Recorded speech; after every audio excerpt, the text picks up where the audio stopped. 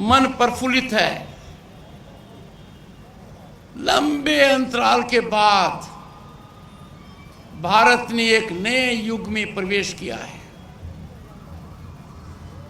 आर्थिक संपन्नता, आर्थिक उछाल, दुनिया की संस्थाओं की प्रशंसा, संस्थागत ढांचे के अंदर भारी बढ़ोतरी। जब भारत विकास में इतना आगे बढ़ रहा है, महाशक्ति बनकर उभर रहा है, दुनिया की नजर भारत पर है, तो स्वाभाविक है कि सांस्कृतिक कार्यक्रमों के प्रति हमारा लगाव बढ़ना चाहिए। कोई देश दुनिया में ऐसा नहीं है, नजदीक तक नहीं आता है, जिसकी सांस्कृतिक विरासत 5000 साल पुरानी हो। ऐसी परिस्थिति में आज का कार्यक्रम भारत में cultural centre of the world, epicentre of civilisation in the world, वहाँ ये कार्यक्रम होना हमारे युग जो नया है, आज के दिन 10 साल के अंदर जो प्रगति हुई है, उसकी वजह से जो भारी बदलाव आया है, एक सुखद संकेत है। हर्ष और उल्लास से हम सब ओतप्रोत हैं। महान सम्राट विक्रमादित्य के नाम से न्याय के प्रतीक, शासन व्यवस्था उत्कृष्ट हो, और कितना अच्छा लगता है जो मानदंड, जो मापदंड सम्राट विक्रमादित्य ने रखे थे, आज वो जमीनी हकीकत के रूप में उभर रहे हैं। भारत का विकास जमीन से लेकर समुद्र की सतह और गहराइयों से लेकर जमीन की गहराइयों तक, आसमान और अंतरिक्ष को ले लो, जो प्रगति हो रही है वो इस बात का संकेत देती है कि जो भारत की स्थिति 1300 साल पहले थी, वो वापस जीवित हो रही है, जीवंत हो रही है। विक्रम उत्सव 2025 का आयोजन, वो भी देश की राजधानी में, ये बहुत सकारात्मक कदम है। मध्य प्रदेश के मुख्यमंत्री डॉक्टर मोहन यादव साधुवाद के पात्र हैं, और खास इशारा इसलिए कर रहा हूं कि वो खुद नाट्य प्रेमी हैं। इसी प्रकार के नाट्य आयोजन में विक्रमादित्य जी के पिताजी की भूमिका आपने निभाई है। मेरे को सौभाग्य मिला है आपके प्रांत में उपराष्ट्रपति की हैसियत से जाने का। कितने उत्कृष्ट सांस्कृतिक कार्यक्रम मैंने देखे हैं, और बहन रेखा गुप्ता से प्रेरित होकर जो कार्यक्रम दिल्ली में हुआ है, ये मोहन जी शुरुआत है। ये सिलसिला बढ़ना चाहिए। जब बात निकली है तो दूर तलक जानी चाहिए। मैंने मध्य प्रदेश के व्यंजनों का भोग किया है, मध्य प्रदेश की भूमि पर सराहना की है। दिल्ली वालों को भी चस्का लगेगा। आप इसका आयोजन कर रहे हैं, आने वाले 3 दिन में यह दिखेगा। संवैधानिक पद पर रहते हुए सांस्कृतिक सोच को आगे बढ़ाना, हमारी संस्कृति को संरक्षित करना, उसमें विश्वास पैदा करना, ये अति आवश्यक है। हम सबके लिए सुअवसर है, और ऐसा पिछले कुछ वर्षों से हो रहा है कि हमारी सांस्कृतिक विरासत को हम जब नजरअंदाज कर रहे थे, आज के दिन हम उसके प्रति समर्पण देख रहे हैं।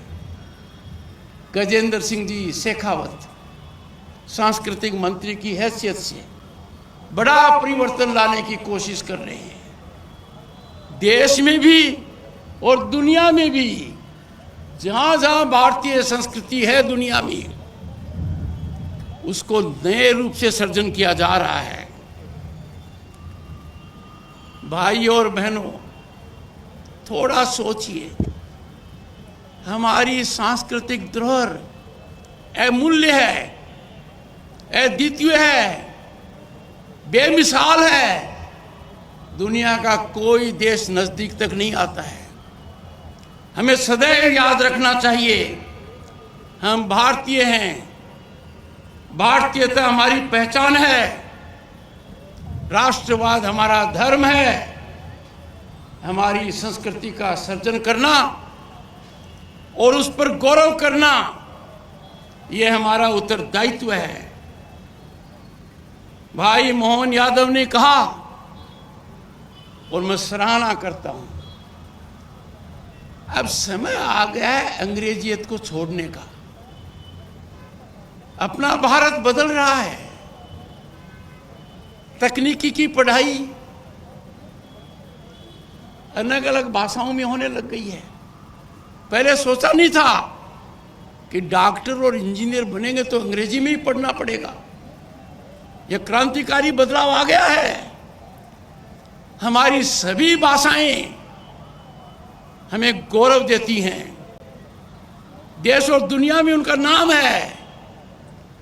हमारी सांस्कृतिक विरासत कहती है, समाहित हो, टकराव की कोई गुंजाइश नहीं है।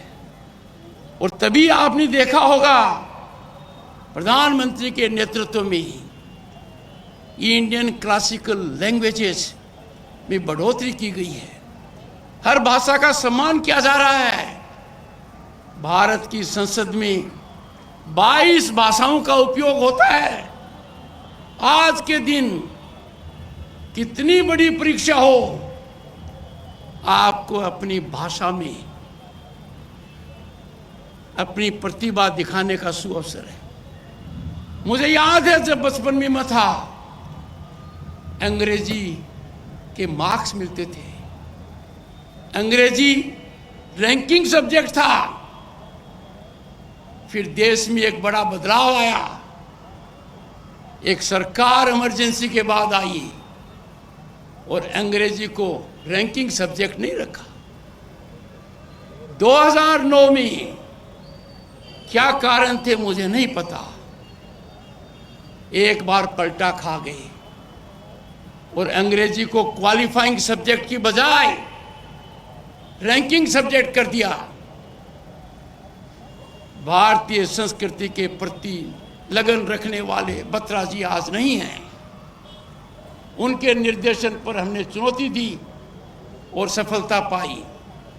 हमारी सांस्कृतिक धरोहर का एक हिस्सा हमारी भाषा है। हर भाषा गुणात्मक रूप से हमें प्रभावित करती है। दक्षिण में जाएं, उत्तर में जाएं, पूर्व में जाएं, पश्चिम में जाएं, और यही सोच हमें जोड़ता है। जो चीज जोड़ने की है वह हमें अलग थलग कर नहीं सकती है। ये हमारे सोचने और चिंतन और मंथन का विषय है। मातृभाषा किसी भी प्रांत में हम हों, आज के दिन उसको प्राथमिकता दी जाती है। नई शिक्षा नीति में दी गई है, क्योंकि शिक्षा नीति हमारी सांस्कृतिक विरासत को दर्शाती है।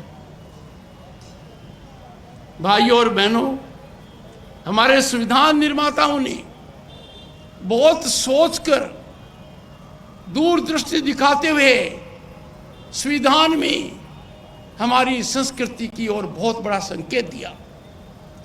हमारे संविधान निर्माताओं ने 22 चित्र रखे, वो 5000 साल की संस्कृति को दिखाते हैं।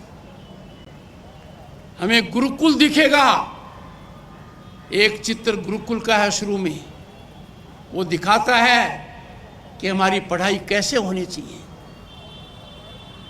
रामायण का चित्रण है, भगवान राम, लक्ष्मण और सीता अंधकार पर विजय पाकर प्रकाशमयी होकर अयोध्या आ रहे हैं। भगवान श्री कृष्ण अर्जुन को उपदेश दे रहे हैं। मैं इसलिए ये बता रहा हूं कि भारत के संविधान के ये अभिन्न अंग है। ये 22 चलचित्र पर आपको ध्यान देना चाहिए। और उसी कड़ी में जब मैं देखता हूं कि आज का दिन किनको याद कर रहे हैं, सम्राट विक्रमादित्य को, उनसे क्या जुड़ा हुआ है? न्याय, सुशासन। हमें दिल टटोलना चाहिए।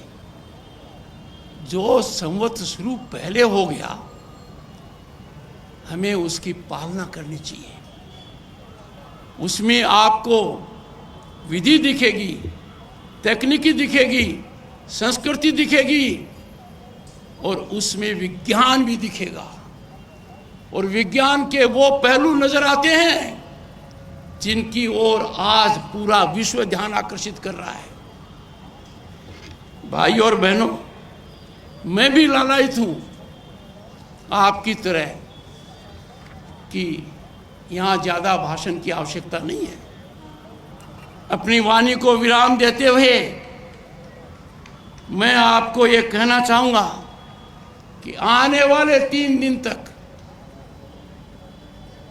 आप ओतप्रोत भारतीय संस्कृति से तो होंगे ही, पर भाई डॉक्टर मोहन यादव ने जो मध्य प्रदेश के स्वादिष्ट व्यंजनों की व्यवस्था की है, उसका लाभ भी पूरी तरह से उठाएं। और आपसे साझा कर रहा हूं, मुझे भी ये व्यवस्था ऐसी कर देंगे 3 दिन तक, ताकि मैं भी मध्य प्रदेश का ही भोजन ग्रहण करूं। आप सबको बहुत बहुत शुभकामनाएं। आप पूरी तरह से आनंद लीजिए। धन्यवाद।